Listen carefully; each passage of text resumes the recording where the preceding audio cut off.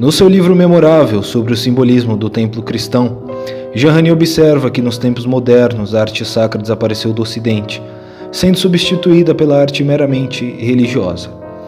A diferença é que esta última expressa apenas sentimentos subjetivos e concepções culturalmente localizadas, enquanto aquela é uma cristalização visível de certos princípios ordenadores, universais, transcendentes, não só à subjetividade individual, mas a todo o condicionamento histórico-cultural. Junto com a arte sacra, essa diferença veio desaparecendo do horizonte de consciência da modernidade desde o século XVIII, pelo menos, só tendo sido recuperada parcialmente graças a um pequeno grupo de etnólogos e historiadores das religiões, como Mircea Eliade, Ananda Coomaraswamy, Mattila Jika, Schwaller de Lubbock, Louis Charbonneau-Lassay e outros. Estudando edifícios sagrados do Extremo Oriente, da Índia, do Egito e da Antiguidade Clássica, esses eruditos confirmaram que a estrutura dos templos obedecia a um conjunto de preceitos substancialmente os mesmos que se poderiam observar nas catedrais da Idade Média cristã. Esses preceitos, por sua vez, condensavam todo um saber simbólico sobre a ordem da realidade em geral e o posto do homem no universo.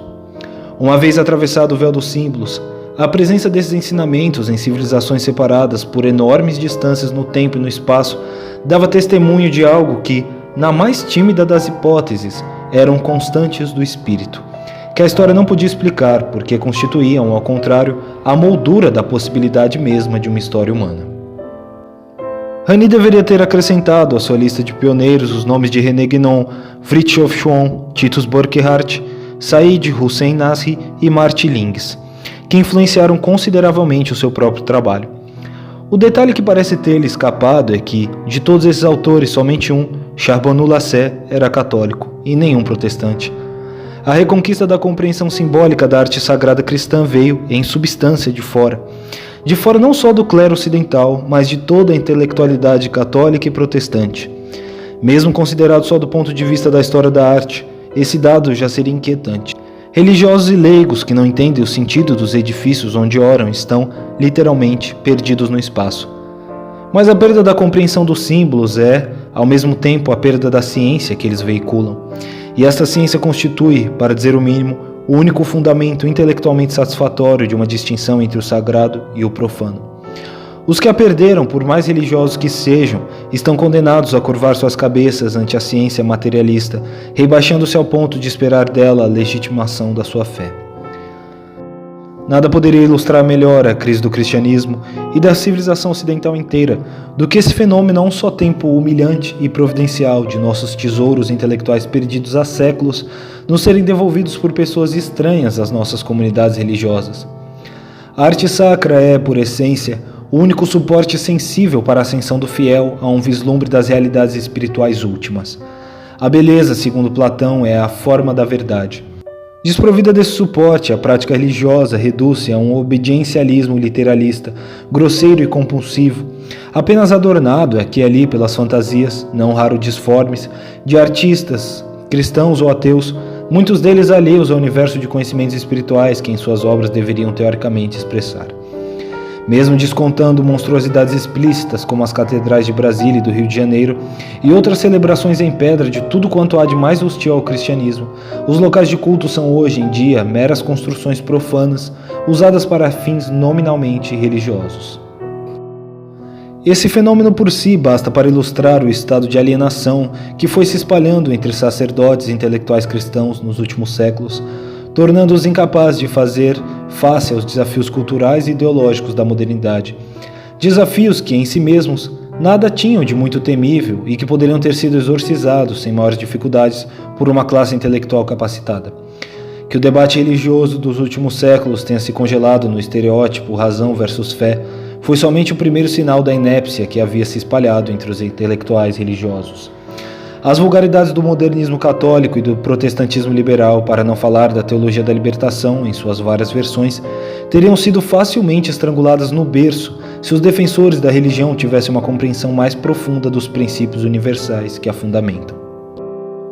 Na ausência desta condição, aquelas correntes adquiriram uma importância desmesurada, suscitando, em reação, o surgimento de tradicionalismos meramente exteriores, baseados antes numa exasperação de sentimentos religiosos ofendidos do que numa compreensão real da situação.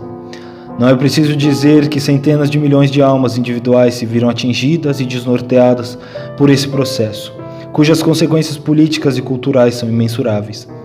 Não creio que seja possível compreender nada da história dos últimos séculos sem encará-la desse ponto de vista, pois as religiões são a espinha dorsal de suas respectivas civilizações, e a multidão levada a abandonar a fé ou a sustentá-la sem qualquer apoio estético e intelectual está condenada a ver-se presa de toda sorte de fantasias e delírios satânicos, que acabam se incorporando à cultura superior e à vida cotidiana. Não conheço um só indivíduo humano cujos dramas pessoais não remontem de algum modo a esse processo. Também não imagino como os fenômenos paralelos da invasão islâmica e do ódio anticristão generalizado possam ser explicados fora desse quadro tão distante da imaginação dos cientistas políticos e analistas de mídia. A Igreja sempre insistiu que o conhecimento da existência e das qualidades de Deus não é matéria de fé, mas de inteligência racional. Matérias de fé são, em contrapartida, o nascimento miraculoso de Nosso Senhor Jesus Cristo, sua missão de Salvador e etc. Mas esta fé, sem aquele conhecimento, dificilmente pode se defender de ataques um tanto sofisticados intelectualmente. O que falta aos cristãos não é a fé, mas uma consciência clara de seus fundamentos cognitivos inabaláveis. São precisamente estes os que a arte sacra genuína ilustra e torna acessíveis à imaginação das multidões, aplanando o caminho de uma posterior compreensão intelectual. Esses princípios, como não se referem exclusivamente às matérias de fé da religião cristã, são substancialmente os mesmos que aparecem na arte sacra de todas as grandes religiões. Que essa temível arma intelectual fosse perdida durante séculos e só voltasse pelas mãos de pessoas alheias ao meio cristão é uma das grandes ironias da história. Mas, ao mesmo tempo, é uma oportunidade providencial que os cristãos não têm o direito de desprezar. O próprio livro de Jean Reni é uma prova de quanto eles têm a ganhar com a lição recebida daqueles estudiosos muçulmanos, budistas, etc. Eu mesmo me lembro de ter tido pela primeira vez a notícia da existência de um fenômeno espiritual tão gigantesco quanto o Padre Pio da Petrotina por meio de um autor budista, Marco Palis.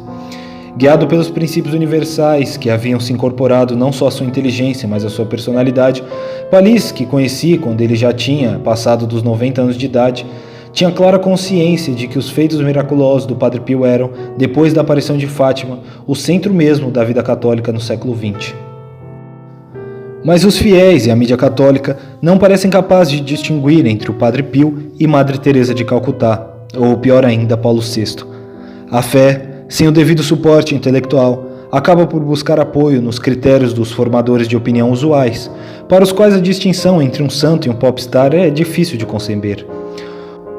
O elogio de L'Osservatore Romano a Michael Jackson não é um caso isolado de demência clerical, nem os afagos do Papa Bento XVI ao regime cubano por sua solidariedade para com os outros povos. Solidariedade constituída essencialmente da exportação de guerrilhas e drogas. São um erro acidental. São sinais de que a consciência católica perdeu algo do senso da realidade e busca refúgio no simulacro montado pela opinião dominante, mesmo sabendo que esta última é, em essência, anticristã. A debacle da inteligência precede a dissolução da fé.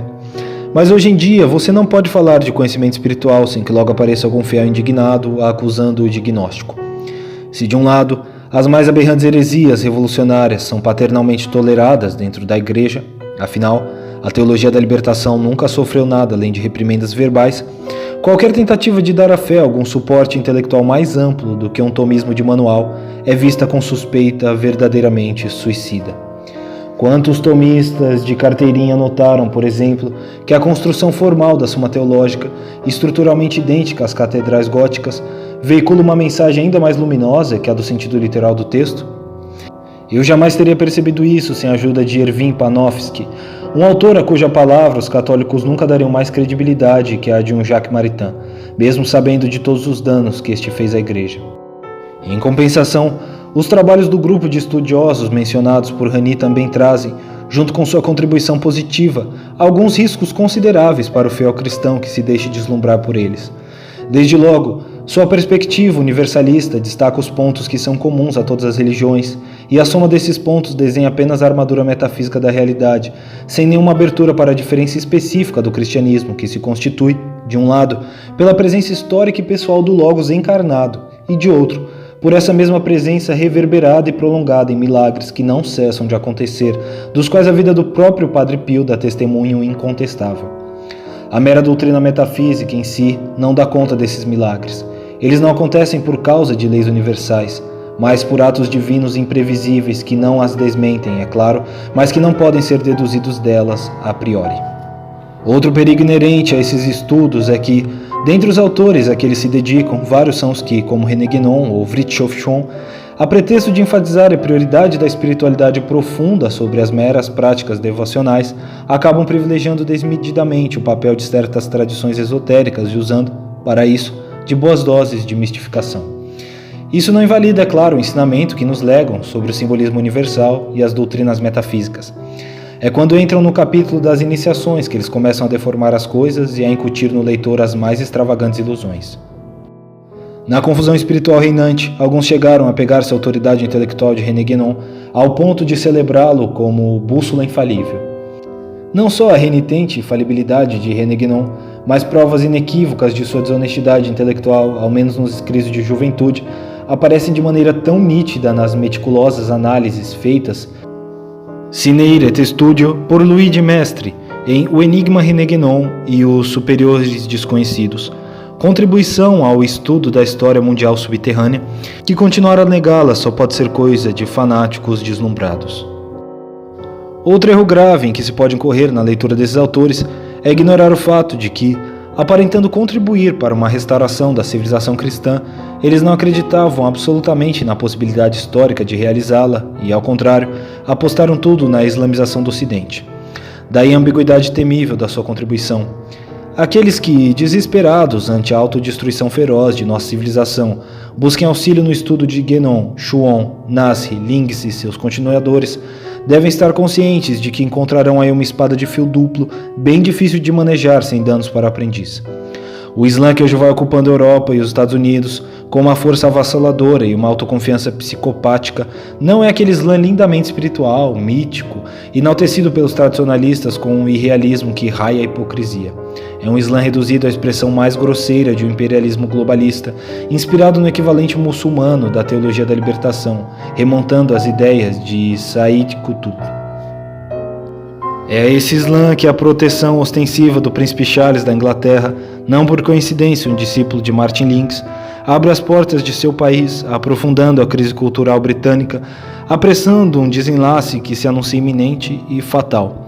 Se até esse aristocrata longamente preparado para as mais altas funções de comando pode servir de instrumento a mudanças históricas cujo alcance ele dificilmente compreende, quanto mais sujeitos a isso não estarão os jovens intelectuais que, em crise de desespero diante do suicídio ocidental, saiam em busca das luzes do Oriente?